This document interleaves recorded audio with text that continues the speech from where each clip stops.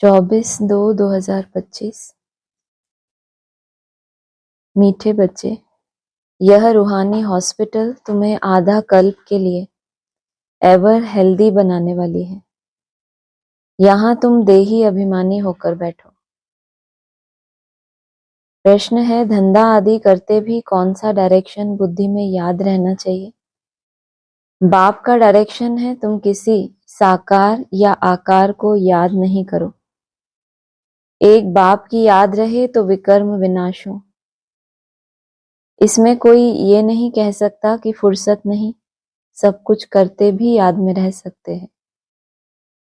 मीठे मीठे रूहानी बच्चों प्रति बाप का गुड मॉर्निंग। गुड मॉर्निंग के बाद बच्चों को कहा जाता है बाप को याद करो। बुलाते भी हैं, हे पतित पावन आकर पावन बनाओ। तो बाप पहले पहले ही कहते हैं रूहानी बाप को याद करो। रूहानी बाप तो सबका एक ही है। फादर को कभी सर्वव्यापी नहीं माना जाता। तो जितना हो सके बच्चे पहले पहले बाप को याद करो। कोई भी साकार या आकार को याद नहीं करो सिवाय एक बाप के। यह तो बिल्कुल सहज है ना। मनुष्य कहते हैं हम बिजी रहते हैं, फुर्सत नहीं, परंतु इसमें तो फुर्सत सदैव ही है। किसमें? हाँ, एक बाप को याद करने में सदैव फुर्सत कैसे है? फुर्सत है सदैव। मन को जो सोचना है वो किसी भी कर्म में क्या करता है? उसका ये अभ्यास है ना कि उसका कर्म अलग और मन बुद्धि कहीं और लगाना। ये मन का क्या है? अच्छे से अभ्यास है, लेकिन जिस तरफ हमारी लालसा है उधर वो आराम से चला जाता है। और जो नई चीज है उसके लिए उसको क्या करना पड़ता है? मेहनत करनी पड़ती है। बाप युक्ति बतलाते हैं, यह भी जानते हो बाप को याद करने से ही हमारे पाप भस्म होंगे। मुख्य बात है यह, धंधे आदि की कोई मना नहीं। वह सब करते हुए सिर्फ बाप को याद करो तो विकर्म विनाश हो। यह तो समझते हैं हम पतित हैं। साधु संत ऋषि मुनि आदि सब साधना करते हैं। साधना की जाती है भगवान से मिलने की। सो जब तक उनका परिचय ना हो तब तक तो मिल नहीं सकते। तुम जानते हो बाप का परिचय दुनिया में कोई को भी नहीं है। देह का परिचय तो सबको है। बड़ी चीज का परिचय झट हो जाता है। आत्मा का परिचय तो जब बाप आए तब समझाए। आत्मा और शरीर दो चीजें हैं। आत्मा एक स्टार है और बहुत सूक्ष्म है, उनको कोई देख नहीं सकते। तो यहां जब आकर बैठते हो तो देही अभिमानी होकर बैठना है। यह भी एक हॉस्पिटल है ना, आधा कल्प के लिए एवर हेल्दी होने की। आत्मा तो है अविनाशी, कभी विनाश नहीं होती। आत्मा का ही सारा पार्ट है। आत्मा कहती है मैं कभी विनाश को नहीं पाती। इतनी सब आत्माएं अविनाशी हैं, शरीर है विनाशी। अब तुम्हारी बुद्धि में यह बैठा हुआ है कि हम आत्मा अविनाशी हैं, हम 84 जन्म लेते हैं। यह ड्रामा है। इसमें धर्म स्थापक कौन कौन कब आते हैं, कितने जन्म लेते होंगे, यह तो जानते हो। 84 जन्म जो गाए जाते हैं जरूर किसी एक धर्म के होंगे, सभी के तो हो न सके। सब धर्म इकट्ठे तो आते नहीं। हम दूसरों का हिसाब क्यों बैठ निकालें। जानते हैं फलाने फलाने समय पर धर्म स्थापन करने आते हैं, उसकी फिर वृद्धि होती है। सब सतो प्रधान से तमो प्रधान तो होने ही है। दुनिया जब तमो प्रधान होती है तब फिर बाप आकर सतो प्रधान सतयुग बनाते हैं। अभी तुम बच्चे जानते हो हम भारतवासी ही फिर नई दुनिया में आकर राज्य करेंगे और कोई धर्म नहीं होगा। तुम बच्चों में भी जिनको ऊंच मर्तबा लेना है वह जास्ती याद में रहने का पुरुषार्थ करते हैं और समाचार भी लिखते हैं कि बाबा हम इतना समय याद में रहता हूं। कौन ऐसा करते हैं? जिन बच्चों को ऊंच मर्तबा लेना है तो ऑटोमेटिक याद करने के लिए क्या बोला, जास्ती पुरुषार्थ करते हैं, फिर समाचार भी लिखते हैं कि हम इतना समय याद में रहता हूं। कई तो पूरा समाचार लज्जा के मारे देते ही नहीं, समझते हैं बाबा क्या कहेंगे। किसका समाचार? अपनी मन बुद्धि का, कि मन बुद्धि हमारी कैसी के याद कितना किया ये कब बताएंगे। क्यों लज्जा आती है? जरूर याद के बदले क्या किया है, जो अलग अलग तरह के अलग अलग विकारी व्यर्थ चला है तो वो बताने में लज्जा आती है ना। अगर नहीं किया याद तो फिर जरूर क्या है उसमें, समर्थ नहीं है संकल्प, तो क्या पता चलता है इससे, व्यर्थ है ना कोई बोझ चढ़ाया है। कई तो पूरा समाचार लज्जा के मारे देते नहीं, समझते हैं बाबा क्या कहेंगे। परंतु मालूम तो पड़ता है ना, स्कूल में टीचर स्टूडेंट्स को कहेंगे ना कि तुम अगर पढ़ेंगे नहीं तो फेल हो जाएंगे। लौकिक माँ बाप भी बच्चे की पढ़ाई से समझ जाते हैं, यह तो बहुत बड़ा स्कूल है, यहाँ तो नंबरवार बिठाया नहीं जाता, बुद्धि से समझा जाता है। नंबरवार तो होते ही है ना। अब बाबा अच्छे अच्छे बच्चों को कहाँ भेज देते हैं, वह फिर चले जाते हैं। तो दूसरे लिखते हैं कि हमको महारथी चाहिए, तो जरूर समझते हैं कि वह हमसे होशियार नामी ग्रामी है। नंबरवार तो होते हैं ना। प्रदर्शनी में भी अनेक प्रकार के आते हैं, तो गाइड्स भी खड़े रहने चाहिए जांच करने के लिए। रिसीव करने वाले तो जानते हैं कि यह किस प्रकार का आदमी है, तो उनको फिर इशारा करना चाहिए कि इनको तुम समझाओ। तुम भी समझ सकते हो, first grade, second grade, third grade सब है, यहाँ तो सबकी सर्विस करनी है। कोई बड़ा आदमी है तो जरूर बड़े आदमी की खातिरी तो सब करते ही हैं, यह कायदा है। बाप अथवा टीचर बच्चों की क्लास में महिमा करते हैं, यह भी सबसे बड़ी खातिरी है। नाम निकालने वाले बच्चों की महिमा अथवा खातिरी की जाती है। इसका नाम निकालने वाले, अपना नाम निकालने वाले, बाप का नाम बाला करने वाले बच्चों की खातिरी की जाती है। यह फलाना धनवान है, रिलीजियस माइंडेड है, यह भी खातिरी है ना। अब तुम यह जानते हो कि ऊंचते ऊंच भगवान है, कहते भी हैं बरोबर ऊंचते ऊंच है, परंतु फिर बोलो उनकी बायोग्राफी बताओ तो कह देंगे सर्वव्यापी है, बस एकदम नीचे कर देते हैं।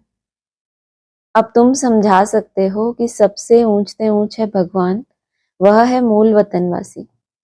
सूक्ष्म वतन में है देवताएं और यहाँ रहते हैं मनुष्य, तो ऊंचते ऊंच भगवान वह निराकार ठहरा ना।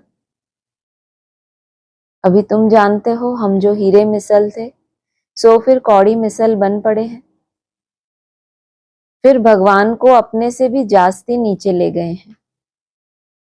क्या कह के कि भगवान कण कण में है, हम तो हमारा नाम रूप ये है लेकिन उसका कोई नाम रूप नहीं है, वो सब जगह है, तो अपने से भी नीचे ले गए, पहचानते ही नहीं।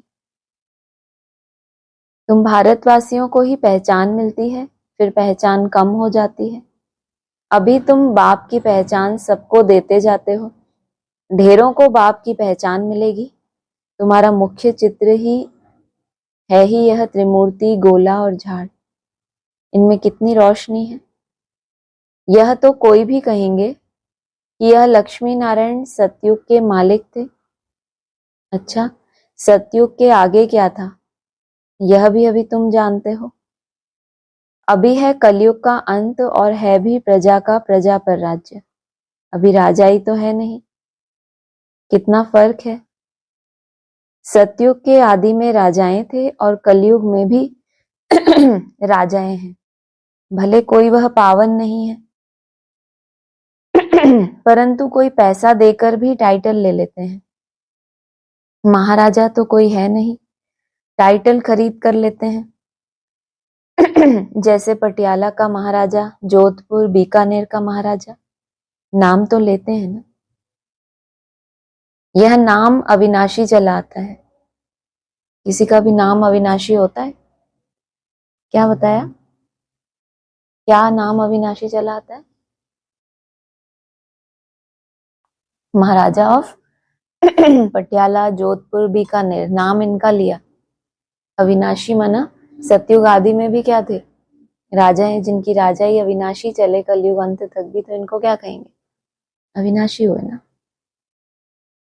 पहले पवित्र महाराजाएं थे, अब हैं अपवित्र महाराजाएं। अक्षर चला आता है। इन लक्ष्मी नारायण के लिए कहेंगे यह सतयुग के मालिक थे। किसने राज्य लिया? अभी तुम जानते हो राजाई की स्थापना कैसे होती है। बाप कहते हैं मैं तुमको अभी पढ़ाता हूँ 21 जन्मों के लिए। वह तो पढ़कर इसी जन्म में ही बैरिस्टर आदि बनते हैं। तुम अभी पढ़कर भविष्य महाराजा महारानी बनते हो। ड्रामा प्लान अनुसार नई दुनिया की स्थापना हो रही है। अभी है पुरानी दुनिया। भल कितने भी अच्छे अच्छे बड़े महल हैं, परंतु हीरे जवाहरतों के महल तो बनाने की कोई में ताकत नहीं है। सतयुग में यह सब हीरे जवाहरतों के महल बनाते हैं ना। बनाने में कोई देरी थोड़े ही लगती है। यहां बोला यहां किसी में बनाने की क्या है, ताकत ही नहीं, और वहां बनाने में देरी ही नहीं लगती। यहां भी अर्थक्वेक आदि होती है तो बहुत कारीगर लगा देते हैं, 1-2 वर्ष में सारा शहर खड़ा कर देते हैं। नई दिल्ली बनाने में करके 8-10 वर्ष लगे, परंतु यहाँ के लेबर और वहां के लेबर्स में तो फर्क रहता है ना। यहाँ 8-10 वर्ष लगे दिल्ली की स्थापना के लिए, और पहले क्या बोला, अर्थक्वेक होती है तो क्या करते हैं, ढेर सारे कारीगर लगाते हैं और 1-2 वर्ष में ही सारा शहर खड़ा हो जाता है। और नई दुनिया तो फिर भी क्या है, एक छोटा सा गांव है। आजकल तो नई नई इन्वेंशन भी निकालते रहते हैं, मकान बनाने की साइंस का भी जोर है। सब कुछ तैयार मिलता है, झट फ्लैट तैयार, बहुत जल्दी जल्दी बनते हैं। तो यह सब वहां काम में तो आते हैं ना, यह सब साथ चलने हैं, संस्कार तो रहते हैं ना। यह साइंस के संस्कार भी चलेंगे तो अब बाप बच्चों को समझाते रहते हैं, पावन बनना है तो बाप को याद करो। बाप भी गुड मॉर्निंग कर फिर शिक्षा देते हैं। क्यों ऐसा? गुड मॉर्निंग कब किया जाता है? सुबह हो जाती है तो जो सो रहा है उसको थोड़ी गुड मॉर्निंग करेंगे। जागते हैं तो क्या करते हैं, अलर्ट हो जाते हैं तो 1-2 को कि हम अलर्ट हो गए इसलिए हमारी मॉर्निंग कैसी है, बहुत अच्छी है। बच्चे बाप की याद में बैठे हो, गुड मॉर्निंग करते हैं पहले बाबा। जब बच्चे मॉर्निंग में प्रवेश करने लगे और फिर शिक्षा देते हैं कि अब इनको रास्ता दिखाया जाए। क्या शिक्षा दी? बच्चे बाप की याद में बैठे हो, चलते फिरते बाप को याद करो, क्योंकि जन्म जन्मांतर का सिर पर बोझा है। सीढ़ी उतरते उतरते 84 जन्म लेते हैं, अभी फिर एक जन्म में चढ़ती कला होती है। जितना बाप को याद करते रहेंगे उतनी खुशी भी होगी, ताकत मिलेगी। बहुत बच्चे हैं जिनको आगे नंबर में रखा जाता है, परंतु याद में बिल्कुल रहते नहीं। भले ज्ञान में तीखे हैं, परंतु याद की यात्रा है नहीं। बाप तो बच्चों की महिमा करते हैं, यह भी नंबर 1 में है तो जरूर मेहनत भी करते होंगे ना। तुम हमेशा समझो कि शिव बाबा समझाते हैं तो बुद्धि योग वहां लगा रहेगा।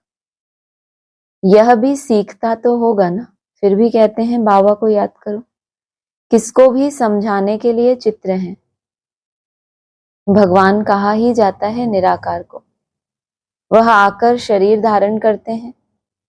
एक भगवान के बच्चे सब आत्माएं भाई भाई हैं, अभी इस शरीर में विराजमान हैं, सभी अकाल मूर्त हैं। यह अकाल मूर्त का तख्त है। अकाल मूर्त और कोई खास चीज नहीं है, यह तख्त है अकाल मूर्त का। भ्रुकुटी के बीच में आत्मा विराजमान होती है, इसको कहा जाता है अकाल तख्त। जब आत्मा वहां विराजमान हो जाती है फिर उस तख्त को कोई भी काल नहीं खा सकता। अकाल तख्त अकाल मूर्त का, आत्माएं सब अकाल है, कितनी अति सूक्ष्म है। बाप तो है निराकार, वह अपना तख्त कहां से लाए। बाप कहते हैं मेरा भी यह तख्त है, मैं आकर इस तख्त का लोन लेता हूँ। ब्रह्मा के साधारण बूढ़े तन में अकाल तख्त पर आकर बैठता हूँ। अभी तुम जान गए हो सब मनुष्यों का यह तख्त है।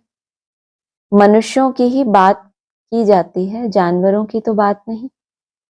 पहले जो मनुष्य जानवर से भी बदतर हो गए हैं वह तो सुधरे।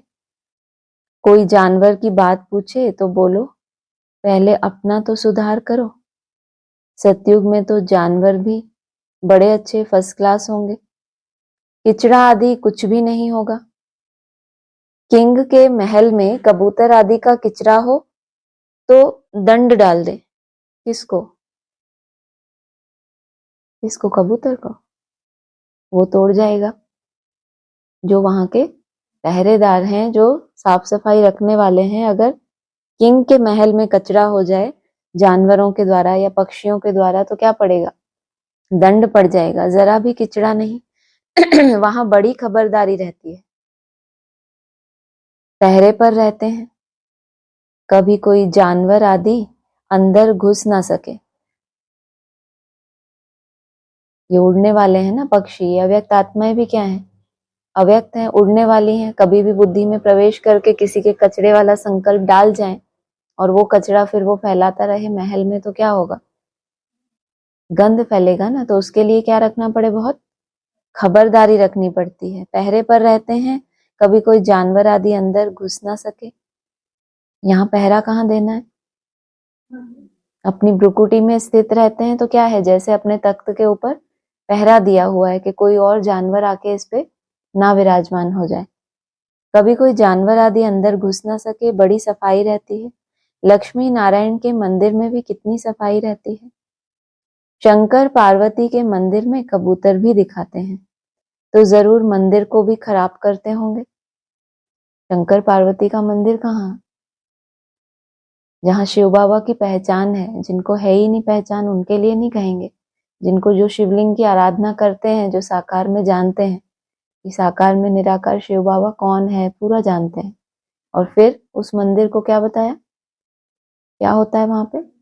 गंध करने वाले सब धर्म की आत्माएं हैं तो क्या कहेंगे उनको? और लक्ष्मी नारायण को क्या कहते हैं? कंबाइंड रूप में Vishnu, no wish at all. वहां सब धर्म की तो बात नहीं है ना। शंकर पार्वती के मंदिर में कबूतर भी दिखाते हैं तो जरूर मंदिर को भी खराब करते होंगे। शास्त्रों में तो बहुत दंत कथाएं लिख दी हैं। अभी बाप बच्चों को समझाते हैं, उनमें भी थोड़े हैं जो धारणा कर सकते हैं।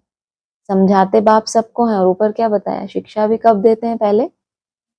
पहले बच्चों को गुड मॉर्निंग करते हैं, देखते हैं कि ये जागृत हैं, उनको शिक्षा देते हैं। फिर उनमें से भी धारणा करने वाले नंबरवार होते हैं। बाकी तो कुछ नहीं समझते। बाप बच्चों को कितना प्यार से समझाते हैं। बच्चे बहुत बहुत मीठे बनो, मुख से सदैव रत्न निकालते रहो।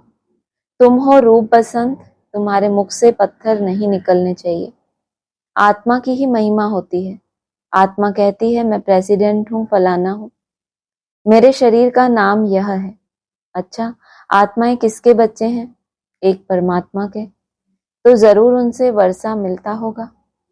वह फिर सर्वव्यापी कैसे हो सकता है? तुम समझते हो हम भी पहले कुछ नहीं जानते थे। अभी कितनी बुद्धि खुली है। तुम कोई भी मंदिर में जाएंगे समझेंगे यह तो सब झूठे चित्र हैं। 10 भुजाओं वाला, हाथी की सूंड वाला कोई चित्र होता है क्या? यह सब है भक्ति मार्ग की सामग्री। वास्तव में भक्ति होनी चाहिए एक शिव बाबा की, जो सबका सद्गति दाता है। तुम्हारी बुद्धि में है। यह लक्ष्मी नारायण भी 84 जन्म लेते हैं, फिर ऊंचते ऊंच बाप ही आकर सबको सद्गति देते हैं। उनसे बड़ा कोई है नहीं। यह ज्ञान की बातें तुम्हारे में भी नंबरवार धारण कर सकते हैं। धारणा नहीं कर सकते तो बाकी क्या काम के रहे? क्यों माला के लिए बोला है कि कोटों में भी कोई और कोई में भी कोई। बाबा समझाते सब बच्चों को, बहुत प्यार से समझाते हैं, फिर धारणा करने में नंबरवार है। और अगर धारणा ही नहीं हुई, पहले धारणा कहाँ होती है?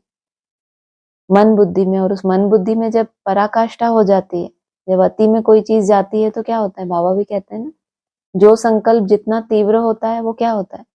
उतनी जल्दी सिद्ध होता है ना। तो अगर धारणा के लिए भी मन के अंदर तीव्र संकल्प आ गया परिवर्तन के लिए, तो प्रैक्टिकल ना हो ये कभी हो ही नहीं सकता। कई तो अंधों की लाठी बनने के बदले अंधे बन जाते हैं। गऊ जो दूध नहीं देती उसे पिंजरपुर में रखते हैं, यह भी ज्ञान का दूध नहीं दे सकते हैं। पिंजरपुर क्या होता है मालूम है आपको? बाबा कहते हैं ना कसाई खाना, या वो किसी काम की तो है नहीं, क्या करेंगी, उनको काट पीट के कहीं वो उनका सफल हो जाएगा। तो कहते हैं कि ये भी एक चलता है ना कि बाबा ने मुरली में बोला, ये तो पिंजरपुर तो मुझे भी आइडिया नहीं, लेकिन जो गाय सुख रूपी दूध नहीं देते, यहाँ पर बताया ज्ञान का दूध नहीं दे सकते। बहुत हैं जो कुछ पुरुषार्थ नहीं करते, समझते नहीं कि हम कुछ तो किसका कल्याण करें, अपनी तकदीर का ख्याल ही नहीं रहता, बस जो कुछ मिला सो अच्छा।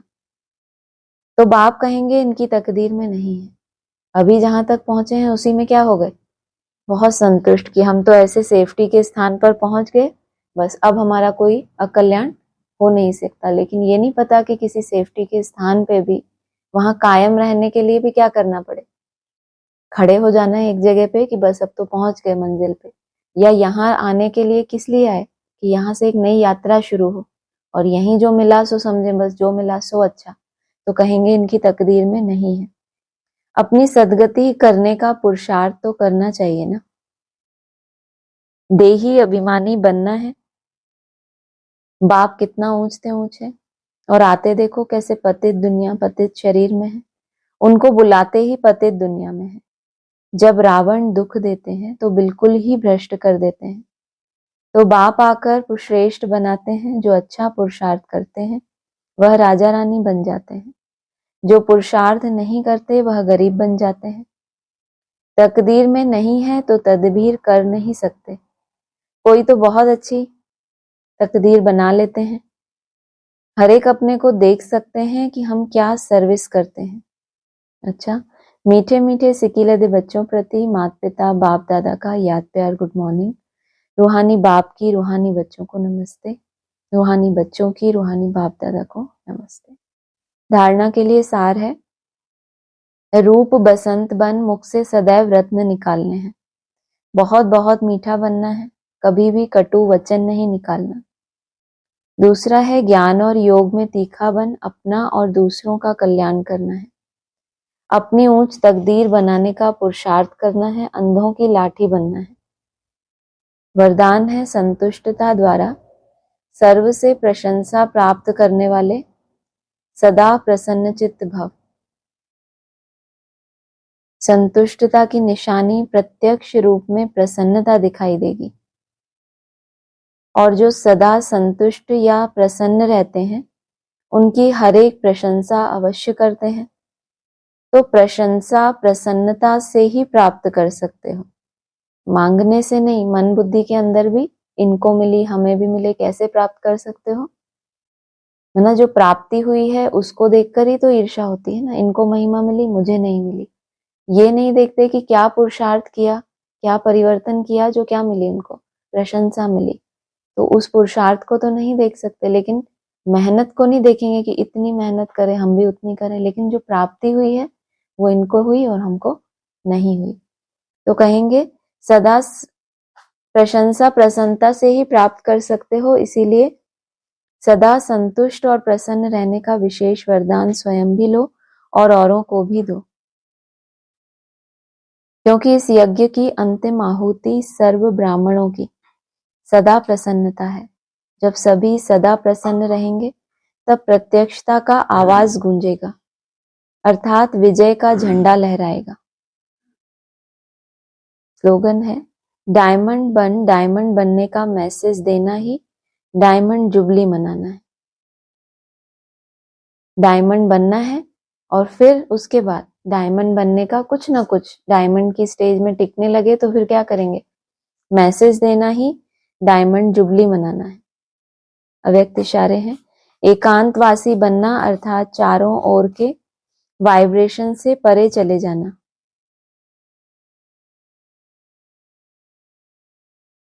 कई ऐसे होते हैं जिन्हें एकांत पसंद नहीं आता, संगठन में रहना हंसना बोलना ज्यादा पसंद आता है, लेकिन यह हुआ बाहर मुक्ता में रहना।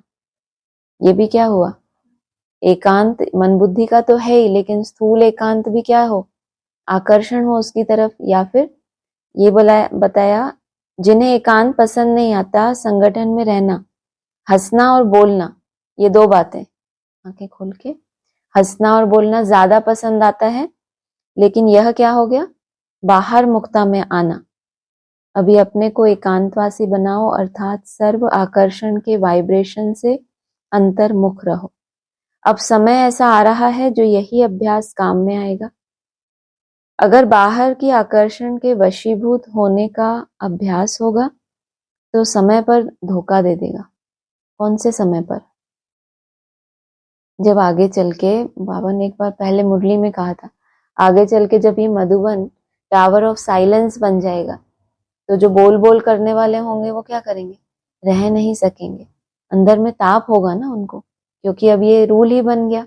तो जो लंबे समय अभ्यास नहीं किया और उस समय उनको बोले एकदम साइलेंस, बोल भी गिनती के बोलना है, तो फिर क्या होगा अंदर में? लंबा समय अभ्यास ही नहीं है, बाहर मुक्ता, हंसना बोलना, तो उनसे वो छिन गया उनका मनोरंजन। तो मन को दूसरी जगह तो उन्होंने किया ही नहीं ट्रांसफर, कि मन को वो जो सुख है वो कैसे एकांत में मिले। तो जब ऐसा नियम बनेगा तो क्या होगा, उनको छटपटाहट होगी ना। तो समय पर ये संस्कार धोखा दे देगा। अच्छा, ओम शांति।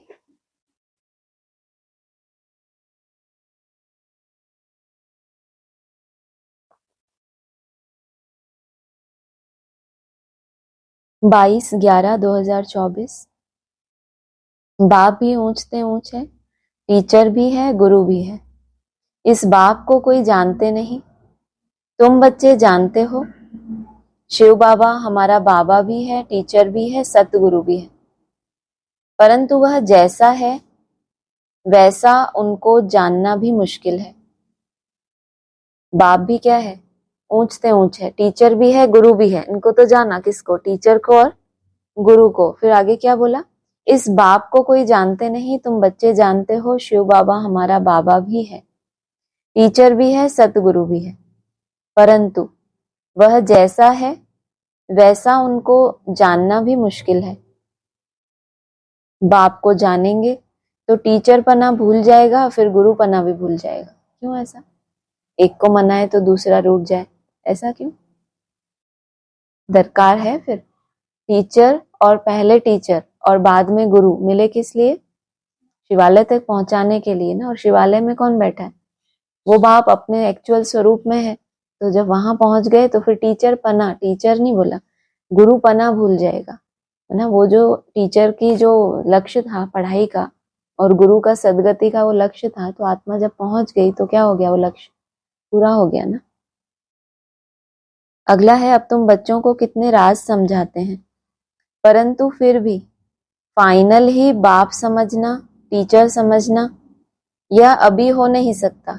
घड़ी घड़ी भूल जाएंगे, देहधारी तरफ बुद्धि चली जाती है। फाइनल बाप, बाप टीचर सतगुरु है, यह निश्चय बुद्धि में अभी नहीं है। ये एक नया नाम लिया इन्होंने। कौन सा बाप? फाइनल बाप। अब तुम बच्चों को कितने राज समझाते हैं, परंतु फिर भी फाइनल ही बाप समझना, टीचर समझना, यह अभी हो नहीं सकता। टीचर के लिए क्या बोला? शंकर आचार्य।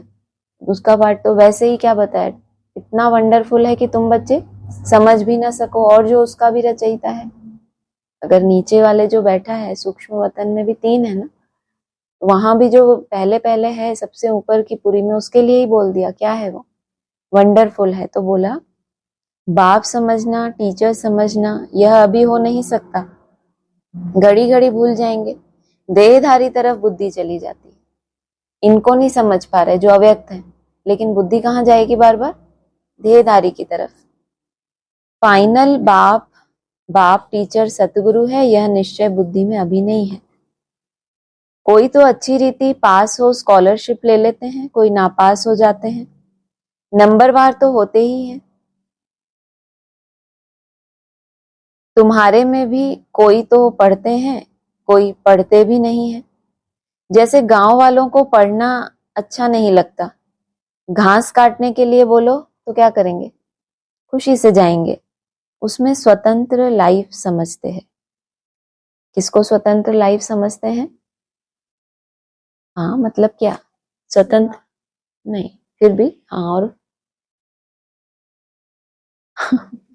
स्वतंत्र लाइफ माना जिस चीज में कम मेहनत लगे। अभी आप लोगों को बोल दिया जाए कि सारी हड्डी सेवा, कर्मणा सेवा आपकी बंद, और क्या करो, सुबह से शाम तक इतने 700 टीसी बनाओ, कुछ मत करो, और तो आपको ज्यादा मेहनत लगेगी या कम लगेगी? थक जाओगे कि कर्मणा में ज्यादा थक जाओगे? किसमें ज्यादा थकेंगे? थकेंगे ना, हर एक का अनुभव है ऐसा, क्योंकि समय तो मिलता है ना हर एक को।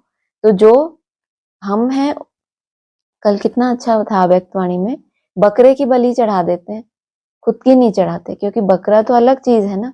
ऐसे ही हम ज्ञान में आए तो हम समझदार बन गए, मैं ये थोड़ी हूँ शरीर, मैं तो क्या हूँ, आत्मा, तो मैं को तो हम दे देते हैं। लेकिन वो जो एक्चुअल मैं है आत्मा, वरना मन बुद्धि और संस्कार, इन तीनों को स्वाहा कर दें, ना मन मेरे हिसाब से चले, ना मैं मन की सुनूं, बुद्धि में बस एक समझ बैठ जाए कि क्या सही है, मेरा मन नहीं और मेरे कोई संस्कार नहीं। तो वो जो बुद्धि है ना मन से प्रभावित हो रही है ना संस्कार से। तभी तो बोला आत्मा कितनी सूक्ष्म है। आत्मा के अंदर भी 3 तरह की फैकल्टी है। अब उनमें से भी कोई हिलाने वाली है, कोई बहुत जटिल है संस्कारों के रूप में। तो वो दोनों बुद्धि में जो समझ बैठी है उसको, उसे टक्करे मारते रहते हैं। तभी इसमें मेहनत ज्यादा है। बार बार वो जो संस्कार है व्यर्थ में जाने का, अलबेलेपन का, वो आपको टिकने नहीं देता वहां पे। नहीं तो क्यों ऐसा बोला कि पढ़ना अच्छा नहीं लगता? पढ़ाई तो अच्छी चीज है। मान लो अगर पढ़ लिख के बन गए कुछ अच्छे, मेहनत करके कलेक्टर ऑफिसर, तो जिंदगी भर के लिए क्या हो गए, कितनी कमाई होगी? और घास काटने से कितना कमाएंगे? बहुत तो नहीं कमा लेंगे। तो कहा क्योंकि पढ़ने के लिए पहले तो मेहनत लगती है, तो घास काटने के लिए बोलो तो खुशी से जाएंगे, उसमें स्वतंत्र लाइफ समझते हैं, पढ़ना बंधन समझते हैं। ऐसे भी बहुत होते हैं। साहूकारों में जमींदार लोग भी कम नहीं होते, अपने को इंडिपेंडेंट बड़ा खुशी में समझते हैं। नौकरी नाम तो नहीं है ना। जैसे जो समर्पित हो जाते हैं वो जैसे कहाँ है, जॉब में है। और जो घर गृहस्थ में है, क्या करते हैं, बाप के साथ सौदा करते हैं ना, अपना तन मन धन अर्पण करते हैं। अब हम क्या व्यापार करेंगे? नौकरी में लग गए कि हमें सेवा ही किसकी करनी है, गवर्नमेंट की सेवा करनी है, तो फिक्स पेमेंट तो मिलेगी ही। फिक्स तो हो गई सबकी कि अगर समर्पित हो गए तो कहाँ आएंगे, रॉयल फैमिली में तो आएंगे। लेकिन रॉयल फैमिली में भी सब तरह के होते हैं। अब उसमें आपने कितना एक्स्ट्रा टाइम देके काम किया, कितनी ऊंची पोस्ट पे रह के काम किया, उस हिसाब से पेमेंट मिलेगी। तो जो बाहर हैं, साहूकार बनते हैं, जमींदार हैं, वो भी क्या समझते हैं अपने को, इंडिपेंडेंट है, जैसा चाहे पुरुषार्थ करे, उनमें भी कोई तीखे और कोई में भी नंबरवार। अगला है, योग बल का अर्थ भी कोई नहीं समझते हैं। जो सतो प्रधान थे वही तमो प्रधान बने हैं। क्यों नहीं अर्थ समझते? योग बल का अर्थ कोई नहीं समझता। तब बोला था ना, अब तो समझते होंगे। इतना बाबा मुरली में कहते हैं मुझे याद करो, एक बाप को याद करो, तो अर्थ समझेंगे तब तो याद करेंगे। लेकिन यहाँ क्या बोला, योग मना कनेक्शन, और जब वो आपका योग बल का रूप धारण कर ले, आपकी शक्ति बन जाए, वो कैसे आपकी स्टेज होगी, उसका अर्थ भी समझते नहीं है। सतो प्रधान थे वही तमो प्रधान बने हैं। बाप खुद कहते हैं बहुत जन्मों के अंत में मैं इनमें प्रवेश करता हूँ, वही तमो प्रधान बना है। तत्वम, बाबा एक को थोड़े ही कहेंगे, नंबरवार सबको कहते हैं। नंबरवार कौन कौन है यह तुमको पता पड़ा है, आगे चलकर तुमको बहुत पता पड़ेगा। माला का तुमको साक्षात्कार कराएंगे। किसको?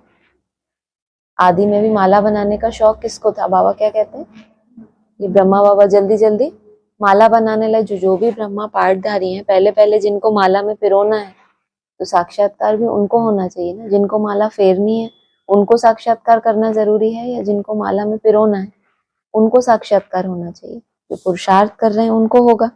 तो बाबा एक को नहीं कहते, क्या? तत्वम, इनमें भी क्या है, एक को थोड़े ही कहेंगे, नंबरवार सबको कहते हैं। ब्रह्मा भी कितने हैं, इसलिए आगे कहा नंबरवार कौन कौन है यहां तुमको पता पड़ा है। फर्स्ट ब्रह्मा कौन, सेकंड कौन, थर्ड कौन, आगे चल तुमको बहुत पता पड़ेगा। माला का तुमको साक्षात्कार कराएंगे। स्कूल में जब ट्रांसफर होते हैं तो सब मालूम पड़ जाता है ना। रिजल्ट सारी निकल आती है। 23/11/2024 देही अभिमानी बन विचार करना होता है कि आज हमको फलाने प्राइम मिनिस्टर को जाकर समझाना है, उनको दृष्टि दें तो साक्षात्कार हो सकता है। तुम दृष्टि दे सकते हो, अगर देही अभिमानी होकर रहो तो तुम्हारी बैटरी भरती जाएगी। इसको दृष्टि देने का अधिकार है जो पहले खुद देही अभिमानी रह के अपनी बैटरी चार्ज करे। अगला है गरीब झट अपनी बैटरी भर सकते हैं क्योंकि बाप को बहुत याद करते हैं।